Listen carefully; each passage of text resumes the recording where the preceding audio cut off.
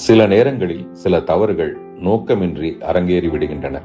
கலாட்டா விருது விழாவில் ராபிட் ஃபயர் போல கேட்கப்பட்ட 20 கேள்விகளுக்கும் சற்றும் யோசிக்காமல் டான் டான் என பதில் சொல்லிக் கொண்டிருக்கையில் த்ரிஷா அவர்களின் போட்டோ திரையில் வந்ததும் என்ன சொல்வது என யோசிக்கையில் குந்தவை குந்தவை என குரல் எழுப்பினர்.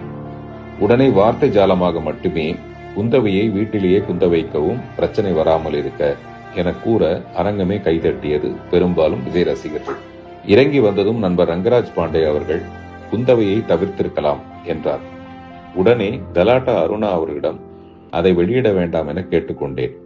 ஆனால் யாரோ எடுத்த வீடியோ மூலம் அது வெளியாகி சிலருக்கு வருத்தத்தை ஏற்படுத்தி இருக்கிறது என்பதை உணர்ந்து அதற்காக நானும் என் வருத்தத்தை மனப்பூர்வமாக தெரிவித்துக் கொள்கிறேன். பிரச்சனைகள் பெரிதாவதை என்றுமே நான் விரும்புவதில்லை.